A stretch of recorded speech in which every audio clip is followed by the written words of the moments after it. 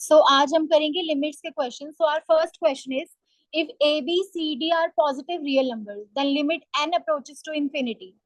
हमने ये बात की हुई है कि जब भी फंक्शन की पावर फंक्शन आता है तो इसके लिए हम फॉर्मूला यूज करते हैं, that is limit x approaches to a g of x in the bracket f of x minus one. तो यहाँ पर ये हमारा जी एक्स का काम करेगा और ये हमारा एफ एक्स का काम करेगा. तो अब हम पहले लिमिट निकाल लेते हैं, देन जो भी आंसर आएगा हम उसको ई की पावर में रख देंगे. G of x is c plus d n, f of x 1 plus 1 upon a plus b n minus 1. तो यहां से जो हमारा फंक्शन बनेगा that is c plus d n upon a plus b N.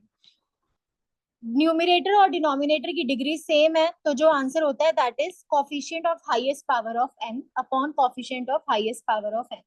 तो वो आंसर आएगा हमारा डी बाई बी. अब जो भी आंसर आता है उसको हम ई की पावर में लिख देते हैं, तो हमारा जो आंसर रहेगा that is option number B. ठीक है. और ये क्वेश्चन एज इट इज आता है, ठीक है, कुछ मोल्ड होके नहीं आता. फंक्शन की पावर फंक्शन जब भी होगी तो हम यही फॉर्मूला अप्लाई करेंगे. नाउ सेकेंड क्वेश्चन इज, अब हमने बात की है कि जब भी हमारे पास पीस वाइज डिफाइंड फंक्शंस होते हैं जैसे मॉड्यूलस या ग्रेटेस्ट इंटीजर, तो हम उनको पहले ब्रेक करते हैं. जहां पर भी फंक्शन के ब्रेक होने की बात आती है तो वहां हम लिमिट एग्जिस्टेंस की बात करते हैं. तो यहाँ हमें पता है कि जो मॉड एक्स है वो कहाँ ब्रेक होगा, एक्स इज इक्वल टू 0 पे. तो जो हमारा फंक्शन बनेगा that is 3x less than 0 के लिए इक्वालिटी हम कहीं भी लगा सकते हैं, minus x upon 7x minus 5x. तो ये बनेगा 2x upon 2x which is 1. और जो सेकेंड फंक्शन बनेगा that is 4x upon 12x. तो यहाँ पर फंक्शन 0 पे ब्रेक हो रहे हैं, मतलब 0 का लेफ्ट है 1 और 0 का राइट है 1/3.